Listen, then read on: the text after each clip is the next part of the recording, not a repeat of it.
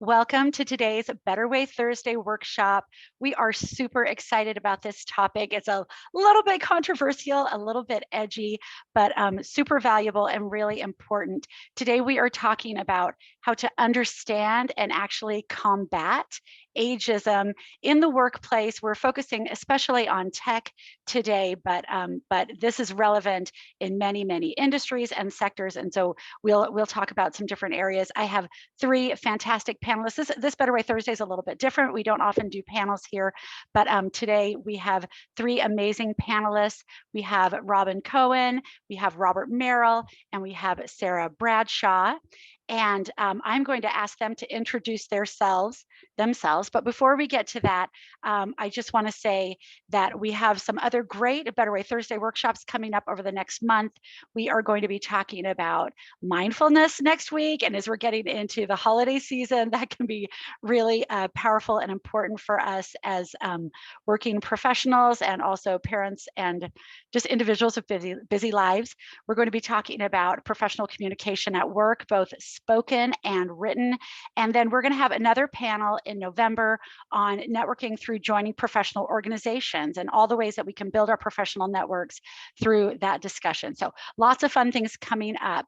But for now, I want to dive right in. We've got a lot to talk about today. So I would like to start with Robyn.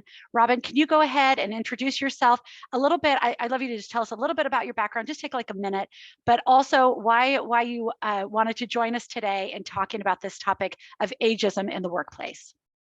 Yeah, so hi everyone. I'm Robyn Cohen. I'm the founder of W Collective. We are an events production and culture consultancy focused on elevating the representation of women through events, education, and experiences. I'm also the co-founder of Utah's 40 over 40. So we just had our inaugural event in September, and it was just like such an awesome thing to see that come to life and to recognize not just women over 40 in their 40, 50, 60s, 70s, but also just women that tend to not get recognized in certain industries and sectors. So we were very intentional about that. And, you know, I'm thrilled to be here today to talk about this because as a 49-year-old woman, I have seen a drastic change in terms of my own experience in the workplace for the job search and just what I'm seeing in general, hence over 40 and why we wanted to do that. I think it is rampant, but it's almost like a silent, prejudice that we are not really talking about. And I also believe that when we look at a lot of DEI strategies or, articles or any kind of, thoughts on that, we're not including age in that conversation or in those strategies. So I love that we are having this panel today and having this discussion, and hopefully it's the impetus for many more discussions and for change. Wonderful. Thank you so much. I just want to jump in really quickly before the other two panelists introduce themselves. Robyn, I celebrated I was clapping so hard for you. And I've been pushing for, why isn't someone doing a 40 over 40? Why isn't someone doing a 50 over 50, right? I've been reaching out to magazines and other places, and you're so amazing. You're like, why do I need to wait for someone else to do it? I'm just going to do it myself. So I love you for doing that. And I'm thrilled. And the way that you brought representation to so many people who are overlooked. And one thing we know about women's careers is our trajectory, especially here in Utah, is so different from other people's. So a lot of people for that 30 over 30, well, I've had 4 kids before I was 30. What were you doing, right? So I love the fact that you're saying our careers are going to look different and we need to celebrate people of all ages.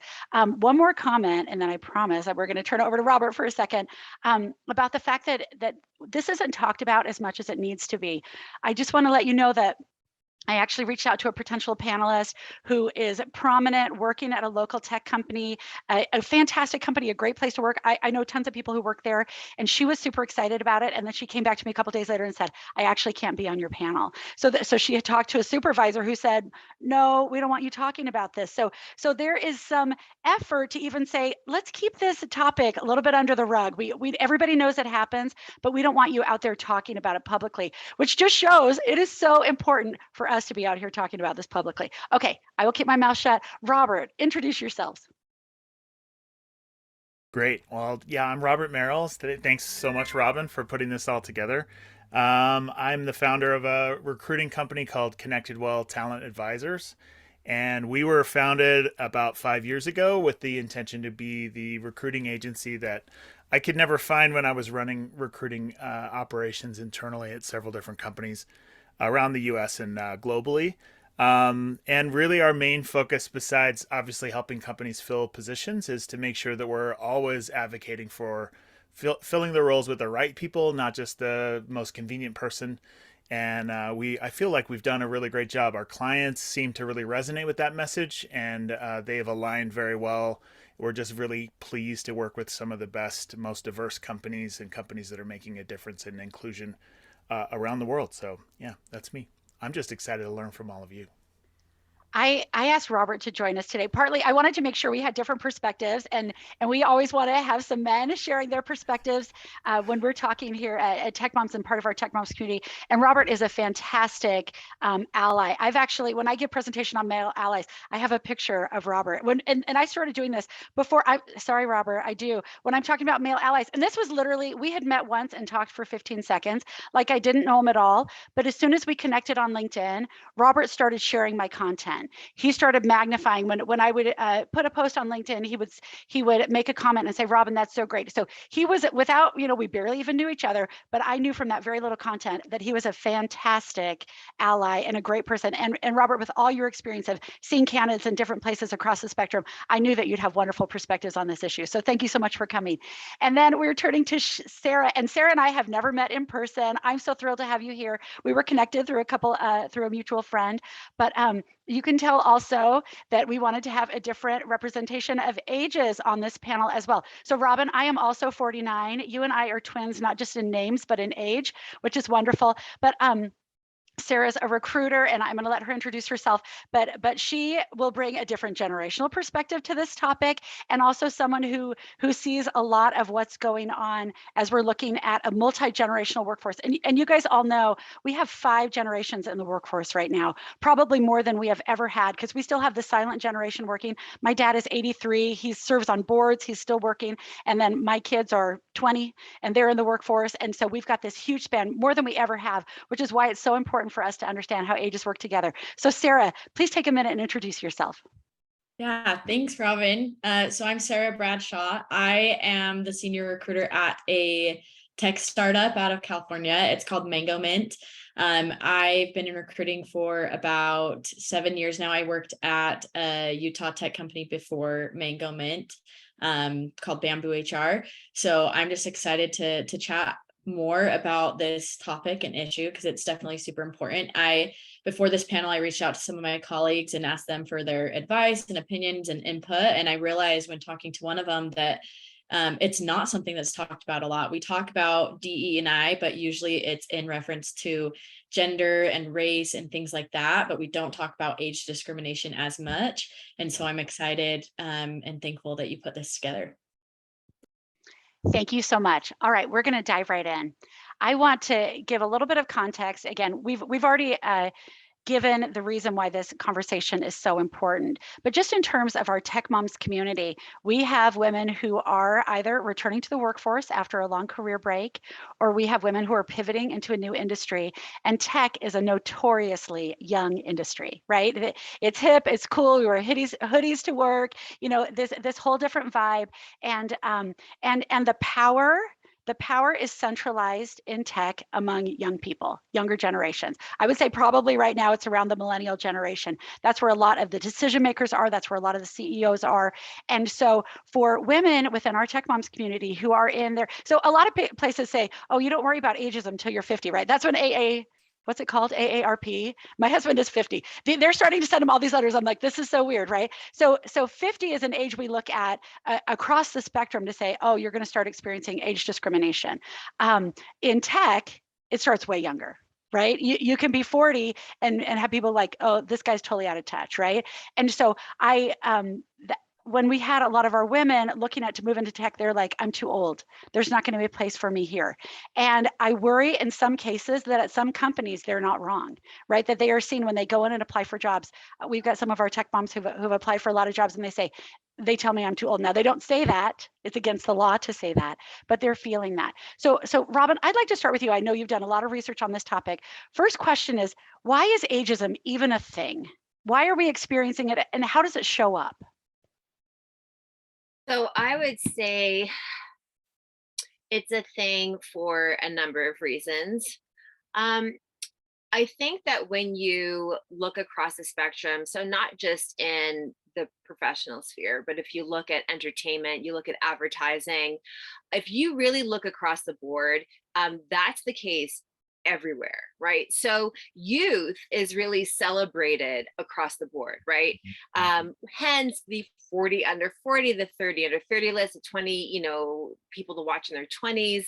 But again, this is everywhere. This is in the movies that we watch, the television shows that we watch, the advertising that we, look at. It really is rampant everywhere. So it's definitely not just, in the tech industry or in, let's say corporate America. It's really everywhere.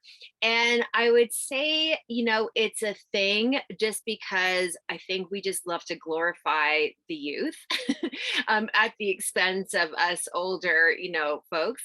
And, I'll say this because there's two sides of it. The one side is that celebrating success at any age is great, right? So I'm not trying to take away from the fact of these 30 under 30 and 40, I'm not trying to take away from that. I think that we should absolutely celebrate success, period, whatever that looks like. I just think that we tend to skew younger instead of looking at it in a more broad way.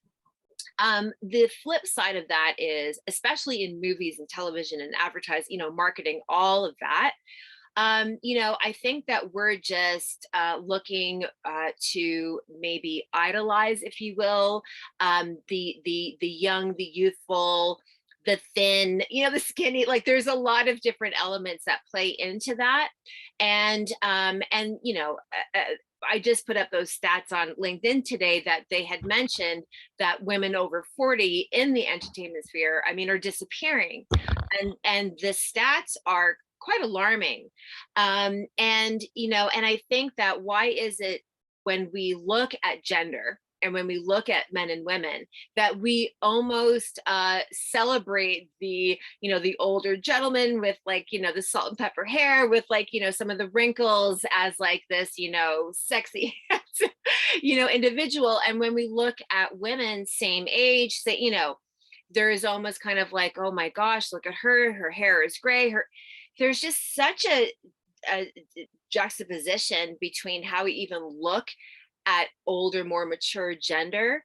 And then that starts to kind of play into all aspects of life. And so I think that that's really where it stems from.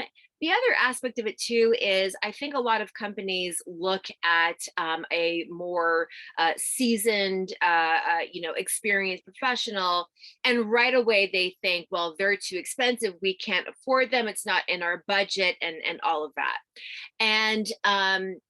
And I think it's really unfortunate because I would argue that first of all, diversifying your employee base is really important so that there is diversity of thought and experience and all of that.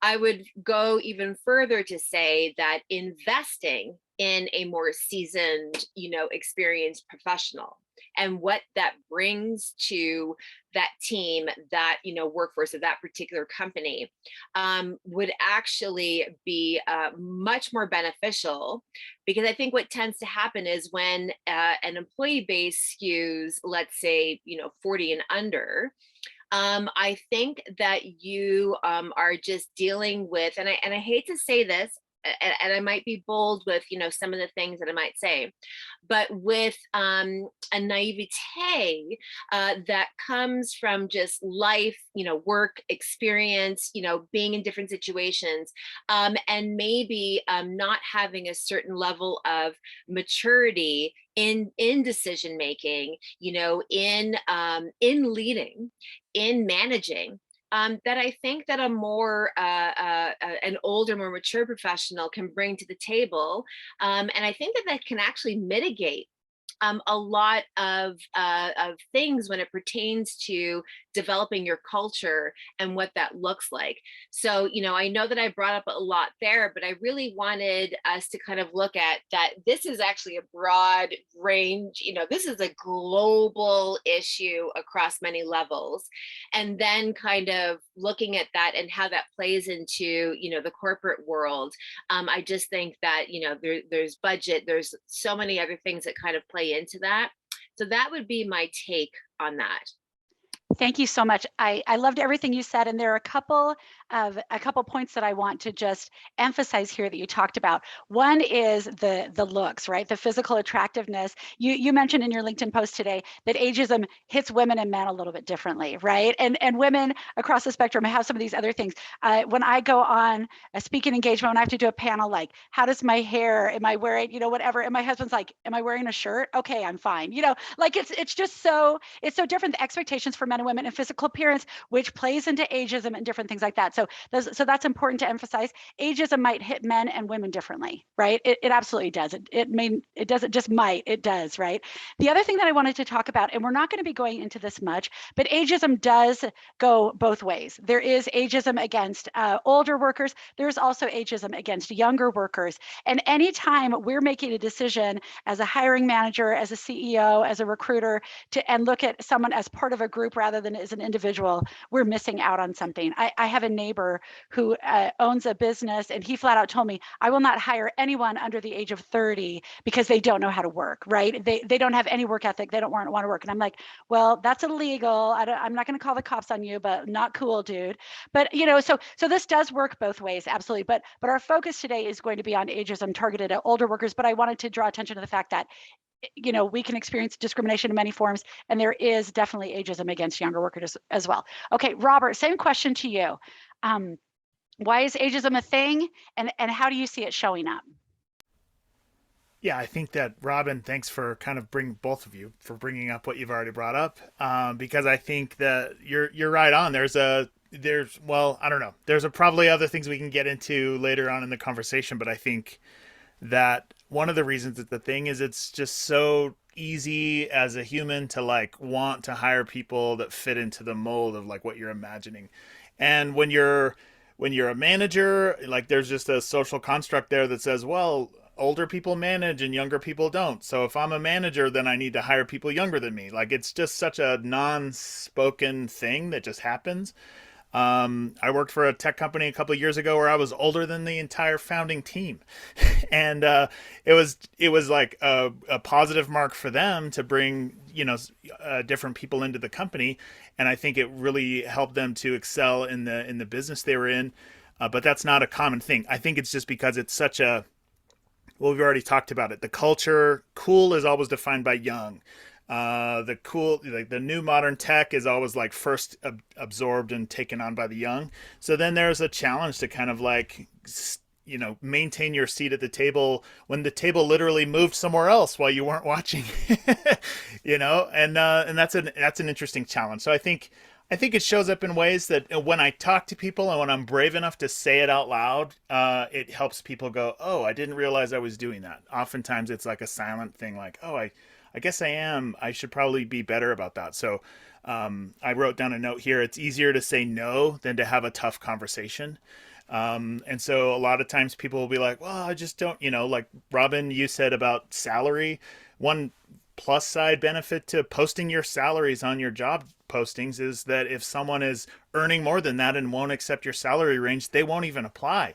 But if they're in your range and they apply, that's a positive signal. That's someone that wants to work with you. So I think there's some really positive things we can do if we just talk about it and not get so scared. of like, oh no, we're going to get a lawsuit. You know, what if you just had a conversation with somebody and said, I'm having a challenge here. Maybe you can help me out. Robert, I love that, and I'm really conflict averse as like I'm a people pleaser. I Who want everyone to isn't? be happy. I want every well, some people aren't. My husband loves to Yeah, pick fights with people. I don't true. understand it, Okay, but okay. I'll say, Rob, yeah, but Robyn. I always want to make everyone happy, and I hate the conflict, and so it is so hard for me when I see something that isn't okay to be brave enough. I recently had a friend, a pretty prominent friend, post a comment. She was looking to hire someone, and she said specifically, I want someone with this skill. Think Gen Z and millennial.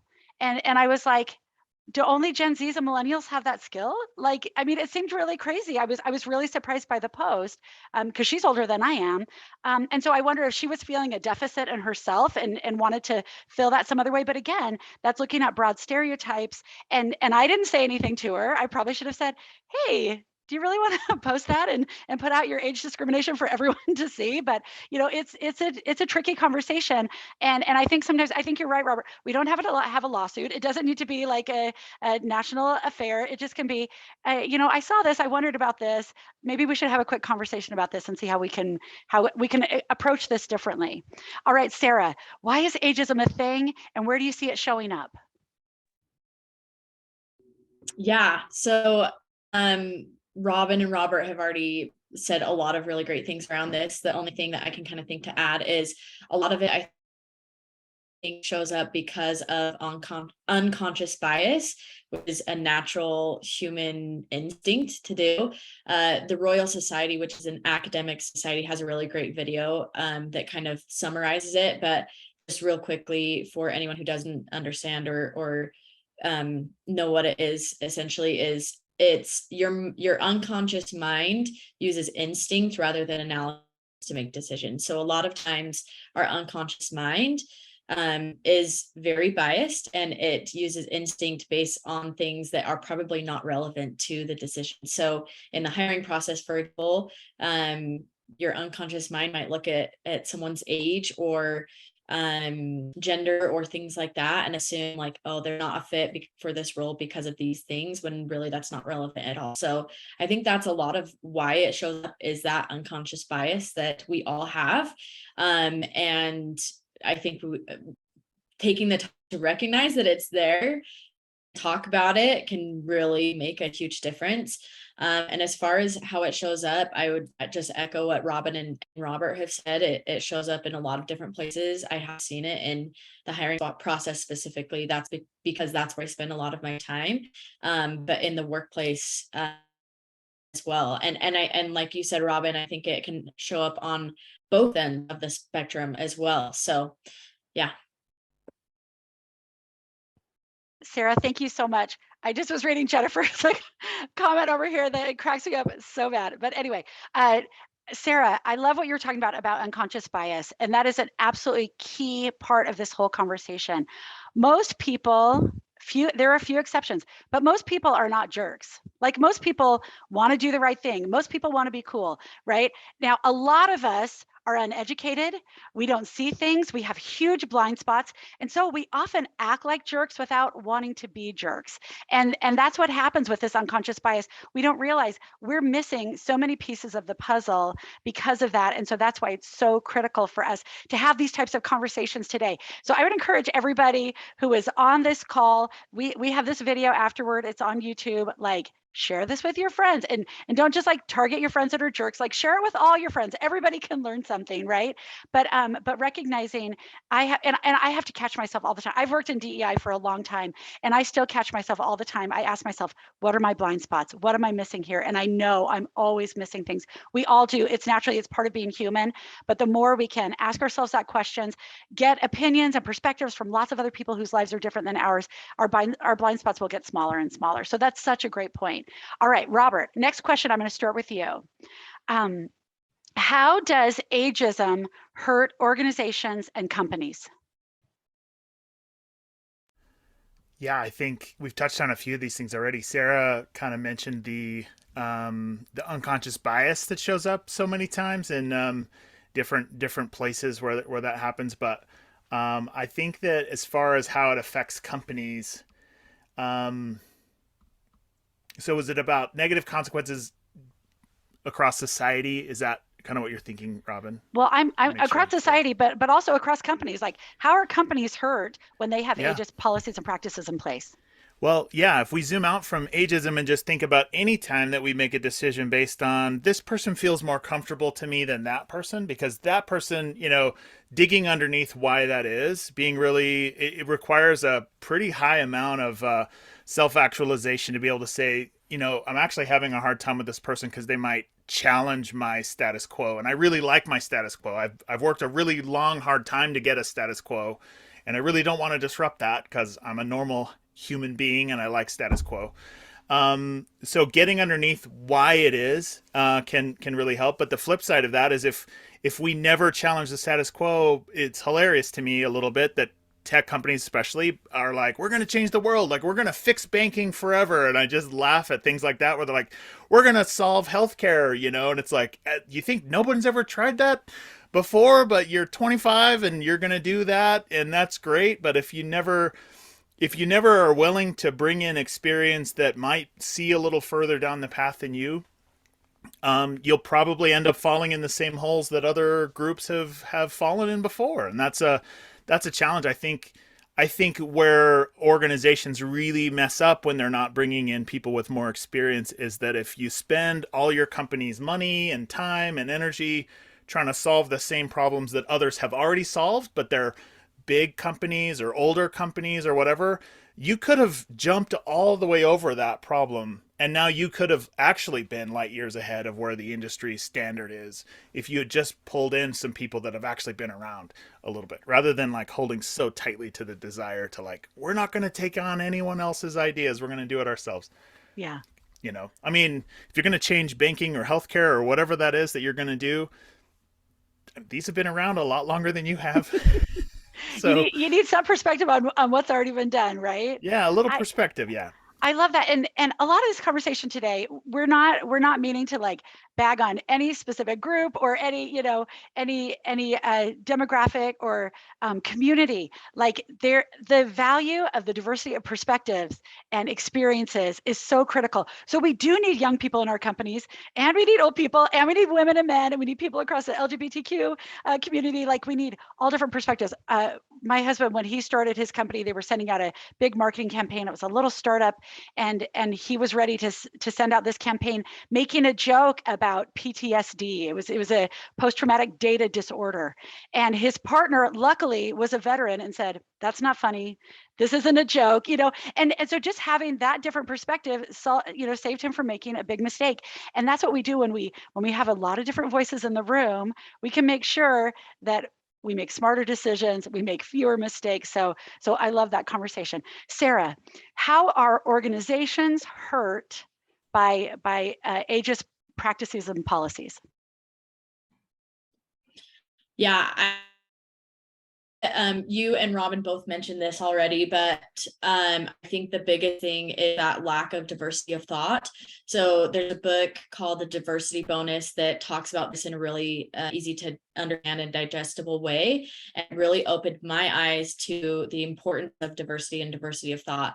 A way that I've explained it before that kind of helps me to understand it is, like, for example, if you're building a house or looking at homes and looking at like 2 different floor plans and one contractor, and you're trying to get like the best house ever, you're probably going to miss out on a lot because you're missing out a lot of different perspectives and experience.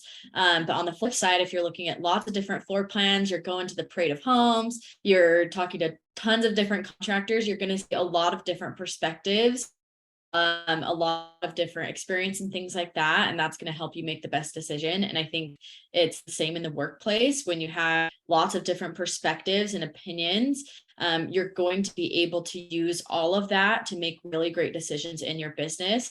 And so when you're not bringing those things in, your organization can hurt and miss out on a lot. Thank you so much. I got my mouse too far away from my mute button. Sorry about that pause there. Okay, perfect. Thank you. I love that perspective. Robyn, how are organizations hurt by practicing ageism? Well, I don't know if they like outrightly, let's say like, practice ageism. I think it is, as Sarah mentioned, it's an unconscious thing. Um, I think that first of all, it starts with a lot of the culture that they're trying to create, and a lot of job descriptions. I've seen some real doozies out there. You can tell right from the job description who they want to hire. Um, I can't remember what Utah company it is, and it's fine. I wouldn't even like say the name, but it was something like, on Fridays, you can wear jeans and we play foosball. Like it was so apparent that they were looking for kind of like that, young white male, type of persona. And so right then and there, I mean, someone older, both men and women, are going to read that and be turned off from that culture. So it kind of almost starts there, where I think that if companies were a little bit more conscious about how they're writing these job descriptions and who they're trying to target, because that's one side of it.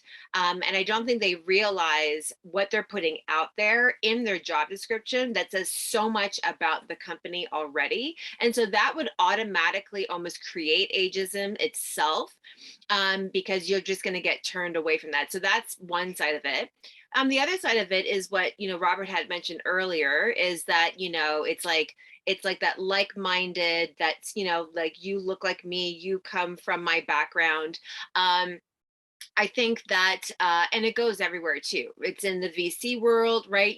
Who are we funding? We're funding young, white, male, that came from either Harvard or Stanford, and the VC that's funding them, comes from that same background.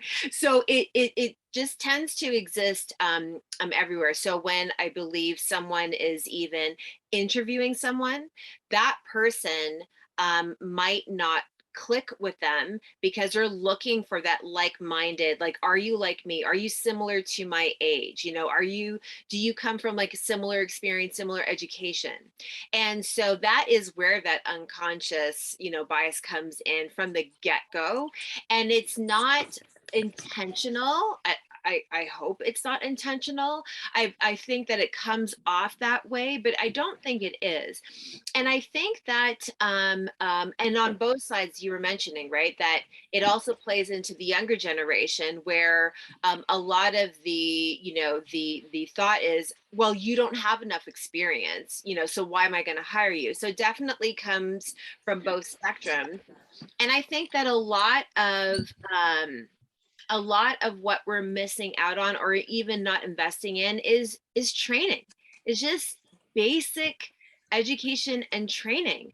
I know it's an investment, but you have to ask yourself, are you going to invest in hiring people over and over and over again, right? Like the cost of that.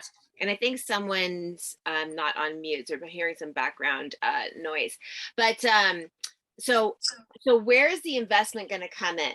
Is the investment going to come in spending thousands upon thousands of dollars of hiring and hiring and hiring until you find that right person? Or does it make more sense to actually, sorry about that, in training, in training both young and older people with the necessary skills that they need, so that they are hireable, right? So that's kind of like the perspective that I see, because especially in the tech world, I mean, the tech world moves so fast. And I would even reckon that someone that, let's say they know something like Marketo or Tableau or Salesforce, or any of those that you're not like a hardcore developer. I'm talking about like basic tech platforms that a lot of people now need to use, right, in the workplace. I would say that the evolution of tech happens so fast that I think that everyone could use this training, like a constant and consistent, like upskilling type of thing. And we're not investing in that. And so, Tech Moms is a great example of that. Dojo is another one, Jaren Erickson's company, training people to become like SDRs. That stuff is vital. Mhm. And I am wondering why the companies themselves are not investing in that, don't have some kind of program, whether it's targeting internal or external, or a bit of both. But I think that we're also missing out on creating more diverse workplaces because we're just not willing to invest in the necessary training and education. Absolutely. Thank you so much. Sorry for muting you. I was trying to mute somebody else. This is my worst nightmare, to mute my own speaker. Anyway, thank you for that. And I love the points that you're making. This is so critical. It hurts individuals, absolutely. But even though most people are not doing it intentionally, some people are. There really are some people who are jerks. Most people are not. But companies that are doing this unintentionally are hurting themselves in all the ways that we've talked about. Okay, we're going to shift gears now because I want everybody in this call to walk away with some really actionable steps. Before we talk about this, I need to make a disclaimer and just lay the foundation for this part of the conversation. I work with women's leadership, women's empowerment, women's success all the time. And anytime I come into a conversation to teach women how to be more successful and do things, there's this underlying idea that we're fixing the women, right? Women are not broken. Older workers are not broken. We have a system that is broken. And so this kind of change needs to happen at a societal level, at an organizational level, but it also needs to happen at the individual level. And my job as a person trying to get a job in tech is not to change the world. It's not to change culture or even organization's culture. When I get some power, I'm going to do that.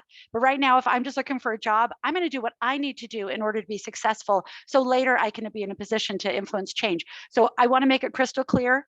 Old people are not broken. Old people like me at 49, I'm not broken. But if I want to be successful, I need to make some adaptations to my own behaviors and ways of thinking. So Sarah, I want to start this question with you. I've had a bunch of tech moms come into me and say, I feel like I'm too old. I don't know how to fit in to this company when I am interviewing with someone who's literally as young as my granddaughter. Maybe not granddaughter, maybe my daughter. Okay. So what can we do as individuals, maybe a little bit older, coming into a tech company that's got this younger vibe? What can we do to set ourselves up for success and counteract these societal and organizational effects of ageism at work? Yeah, so there are a few things that came to mind as I was thinking about it. One is with resumes. So statistically, recruiters spend about 6 to 7 seconds looking at a resume. And so one thing that I think people can do that can help is keeping resumes brief and very relevant to the role. You don't have to have every job you've ever had on your resume, including the more recent ones, the ones most relevant to the role can be really helpful, because you're getting the recruiter or the hiring manager's eyes on most important information. So that's one thing that I think can help, as well as proactive communication. If there are gaps on your resume, or if someone's trying to take a step back in their career, or I guess I don't want to say step back because it's not necessarily that way, but what might look like a step back to other people, going for a more entry-level role or something like that, proactively communicating that in a cover letter, or if there's a question box on the application or something like that. I have candidates reach out to me on LinkedIn all the time as well when they apply, or before or after, asking questions or explaining things in their experience or resume. That can be really helpful as well. If you're able to find someone on LinkedIn that you can connect with, that can be helpful with that proactive communication. Another thing that comes to mind as well is avoiding conversations in the interview process that bring up information that isn't relevant to the job itself. In interviews, I try to do my best to avoid any conversation that has to do or brings up information that's protected by the EEOC. And it's, you want to connect with that person personally, of course, but keeping conversations relevant to the job and the qualifications can be really helpful also, as well as investing in yourselves. Like Robyn mentioned, a lot of programs, newer programs like Marketo or things like that, that are popping up in the tech world. So there are online trainings that help with things like that. So investing in yourselves that way. And then just real quick on the recruiter's end, Rob brought something up earlier about this that that relates to this, but a lot of times on a recruiter or hiring manager's end, there can be job qualifications that are included. It can be unintentional, biased, like unnecessary barriers to entry. So things like potentially experience with a specific program that maybe is newer, maybe it's necessary, maybe it's not, but looking at those things, college degrees, sometimes they're necessary, sometimes not, like just looking at qualifications and seeing what things are actually necessary and what might be unintentionally creating a bias in that candidate pool. So those are some of the things that came to mind. Thank you. Those are so helpful. And we had questions coming up in the chat, like, do I need to list all my jobs? Do I need to list my years? You can Google a lot of articles like, how do I avoid ageism through this process? Don't put the years you graduated from college. Don't list every job for the last 30 years on your resume. But I really like your point also about keeping the conversation focused forward, right? Like what are we going to be doing next? What are the things that we need to talk about to show that I'm going to be successful in this job, rather than, well, back in my day when we were working on DOS computers. Does anybody know what that is? I remember those, my very first computer, typing in DOS. So, there's no point for me to talk about that. It's not relevant to anything I'm going to be doing. I have to tell you that when we're talking about the ageism, like I'm around kids all the time. I have a million kids. And so I'm around like young adults and everything. And so when I come in a professional setting with someone who's like the same age as my kid, it's so hard for me to not go, oh, you're so young. Oh, you're so cute. Like I would have my kids' friends. And so like there are things that I can do to not be like a weird old grandma lady, but just like be a normal human and just interact with another human as a person.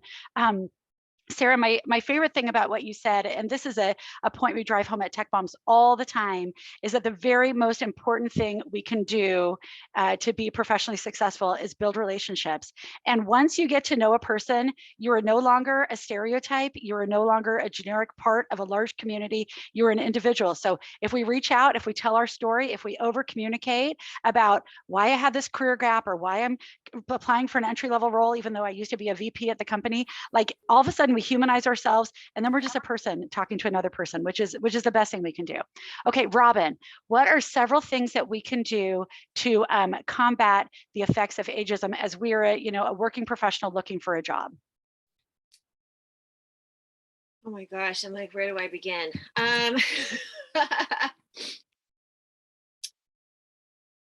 So I'm just going to speak from my experience. And with that, hopefully I can create some perspective there. I think that number one, what you have to do is definitely work on building a solid network, 100%. I have been more successful at finding opportunities through my network than going through, the typical hire, applying, like that whole process. With ATS systems and, just all of the technology that we use, I really think that actually is a massive barrier in more ways than one.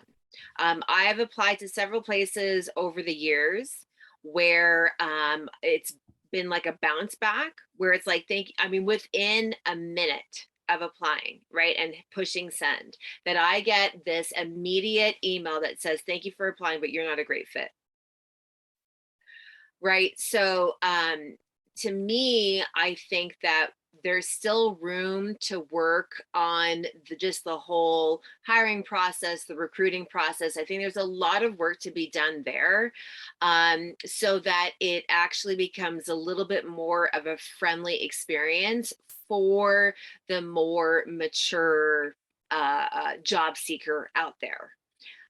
So that, and again, I'm going to be a little bit more bold, you know, in my take, but this is just comes from my experience. And I have worked in recruiting, and my dad's been a recruiter my whole life. And so I definitely have seen an evolution, you know, in that space. And then having been in it recently, what that looks like. But you know, but it's challenging. It's challenging for everyone, to be quite honest. But I think it's definitely challenging for the, you know, the older, more seasoned professional looking for a job. So I would say number one, work on your network. I probably spend, I don't know how much time on LinkedIn every day, maybe a little bit too much, but I love LinkedIn. I think it is, I think it's had a renaissance recently in the last few years. I will say that our community here in Utah is just super active and very supportive, and it's really cool to see. And I love how we are, I love what our community and our ecosystem looks like here. The flip side of that is that compared to other cities that I've lived in, New York, San Francisco, Los Angeles, São Paulo, Brazil, Toronto, Montreal, I've lived in like a lot of, you know, key metropolitan areas. We have unique challenges here in Utah and the greater Salt Lake Valley that that you would not experience in other places, in other cities.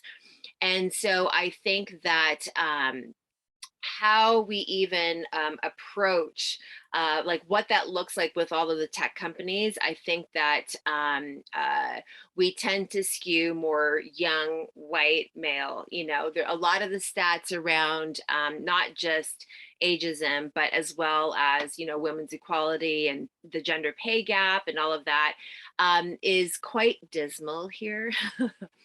And so I think that we have work to do, you know, in many areas where we're not just focused on, you know, obviously like making workplaces more friendly for the older, more mature worker, and making sure that we are creating diversity with those teams and the employee base.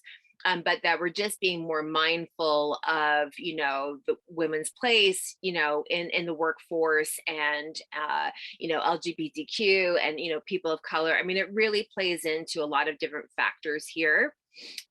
So with all of that said, you know, number one is to work on your network. I think that the more people that you know, that you can interact with, that they can get a really wonderful sense of, you know, who you are, your experience and whatnot, that is a really wonderful gateway into, you know, different job opportunities. Like I said, that has helped me more than anything else. The other side of that is when you are doing the more traditional route of applying for a job, no matter what that experience looks like, I would also go as far as if you are passionate about getting a certain role at a certain company, I would, once you've made that, like you've applied for something, I would seek that hiring manager out, or whoever that specific person is that is going to be making the decision. And I would send like a personal note to them. Like I would go a little bit more above and beyond just doing like the simple, you know, hitting send for an application. I would really want to try and like somehow connect with that person, that maybe you can stand out of the crowd and get that interview or whatever that looks like. So I'm big on the handwritten notes. I think that that does go a long way, along with other things. I mean, there's been crazy things that have happened.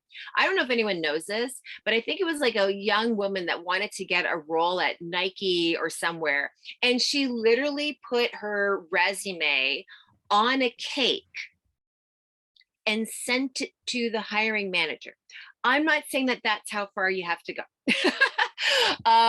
But the point is that if there's a way to connect with that person that is the hiring manager, just to do something a little bit different to make yourself stand out, I think that that would be helpful as well.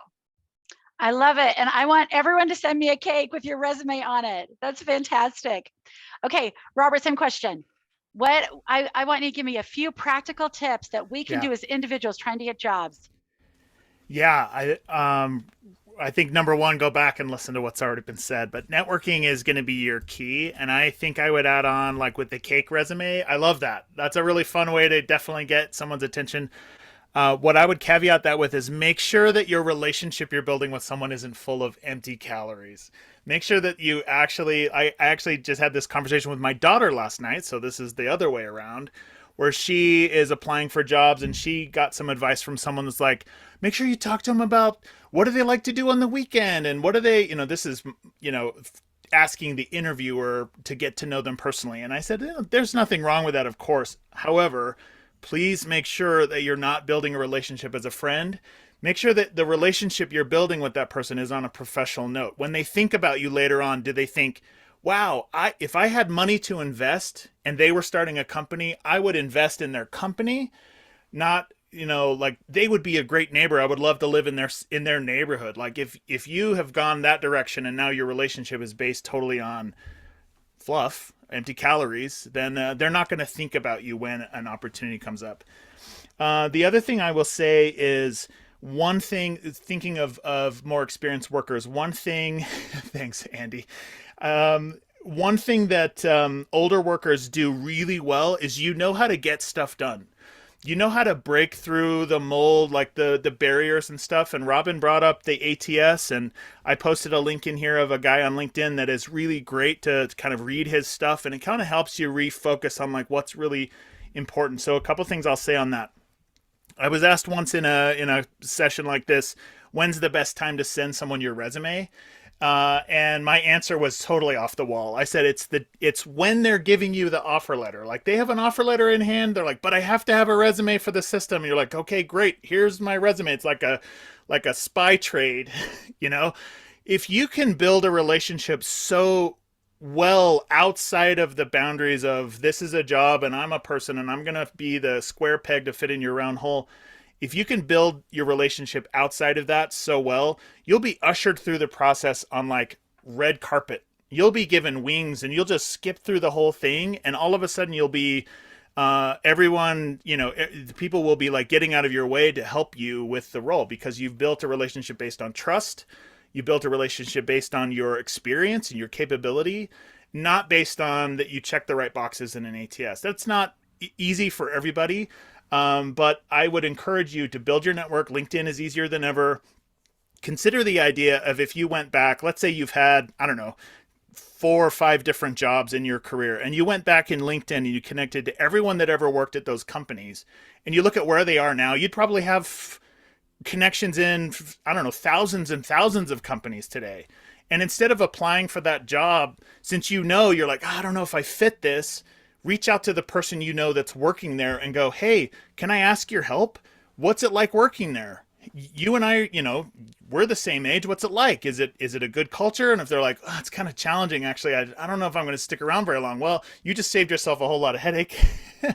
But on the flip side, if they're like, it's great, like the team is really passionate about having lots of different ideas and everything else, then now you have an in because they probably will pay that person $500 or $1,000 to refer you, and they will vouch for you. They will go and say, look, this person I've worked with before, they're outstanding at this. They could do this in their sleep. You absolutely need to talk to them. And that's going to be more valuable to you than no matter any kind of resume rewriting or applicant tracking system stuff. All of us that are in recruiting know that, when the hiring manager gets a referral, it's always like, oh, great. What's this going to be? And oftentimes, I think they say that 80% of jobs are filled by referrals. So if you're not going that direction, that would be a really strong suit for you. The thing we used to use cover letters for was to try to cover a gap in your experience. But a human cover letter, meaning someone who already trusts you, that's already in the company, a human cover letter is, exponentially more effective for you. So, and then the last thing I would do is when I led recruiting at Ancestry, it was hilarious. I would get once a week, I would get an email or a package from someone that was emailing or sending a letter to the CEO and say, I'm great at this thing. And they would include their resume. And the minute that their executive assistant saw a resume, it came directly to me. It never even got to the CEO. But I did see people get hired when they would use the old tactic of a sales letter, and they'd say, I noticed you have a problem with this. I can do that. I've done that for 30 years. Can I assist you in solving this big problem that you have? And no CEO worth their salt is going to avoid that and go, no way, we're going to invent a brand new way to solve that problem that you already know how to solve. So being a little more experienced, you have skills. I would just definitely recommend that you go outside the boundaries, be a little bit of a maverick, go and directly approach the person that you're trying to talk to or people that you know, and don't just follow the rules because they're rules. They're, rules are made to be broken, right? So anyway. I'm going to say, Robert, you are the king of analogies, and I love the human cover letter. That's a great analogy right there. So much good stuff. Okay, we're almost at the end of our time. I want to share just an idea. Really, the impetus for doing this entire workshop was a conversation that I had with a friend of mine who was older. I'm guessing she was probably 60, and she had an interview with a young Gen Z, probably a 24-year-old. And the 24-year-old had as her Zoom backdrop a pride flag. And this older woman felt like it was completely inappropriate to be bringing something that in her mind was completely political, very much not professional, into a professional work setting like an interview. And when I had this conversation with her, I said, you don't understand, to that 24-year-old, this is not in any way political. It is Pride Month. It is something, this is a part of every workforce. That to me was the perfect example of a gap in understanding, but in this 5-generation workforce that we have, right? And so the final, you all three of you in your list of to-dos hit on networking and building relationships, which is the Tech Moms mantra. So this is absolutely perfect. And so I want to encourage all of us to take that one step further and make sure that we are having conversations with people from all different backgrounds, all different ages. So we're not making that mistake of something that I think is completely inappropriate and a 24-year-old thinks, I would never in a million years think this is inappropriate, to recognize that we see the world differently. And if we want to work in a place that is dominated by a group of people who have a certain worldview, we need to at least understand that worldview. We don't need to accept it, adopt it, say that they're right about everything, but we need to know where they're coming from. We're really up at the end of time. Do you guys want to just take 30 seconds? Do you have a final 30 seconds that you want to share? Robyn, let's just each take 30 seconds. We've got it. Robyn, what do you want to tell us? Your final words. I would say that, yeah, the biggest thing is networking. I mean, your network is your net worth. That has allowed me to not just find jobs, but to, build initiatives, build a board of advisors, I mean, the list goes on. I have been so thankful that wherever I've ever lived, well, here's the thing. So this is what I'm going to leave with. So in building your network, what you have to do is you have to get out to events, whether it's virtual like this or in person, because that's where you're going to be able to find and build, your network. And I would actually invest time in that. Wherever I've ever lived, I've always connected with the tech startup entrepreneurial, business world, and to really dive into, who is putting on what events, and to be there. And so that would be my take. That is going to take you farther than probably anything else. Perfect. Thank you. Robert, 30 seconds.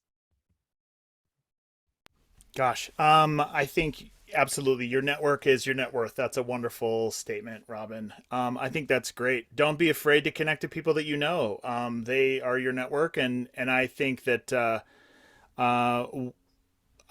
something that you can always provide, whether you're younger or older in the workplace, is what are the problems that you can solve cold, and go for those. If you're an accountant and you've been doing tax accounting for 20 years and you can solve that problem for a company, offer that service. Almost like, why does it need to be a W-2 employment job? What if they paid you, like, say, hey, can you pay me this much? I'll solve all of this for you. And after that's done, if you want to keep me on board, you can pay me a retainer, and we can call that an employment agreement or whatever you want to do. So I think look for the things you can solve cold And just don't worry about the rest of the stuff, and keep looking. Your network knows way more than you do, and just really leverage that. I love it. Thank you. Sarah, 30 seconds.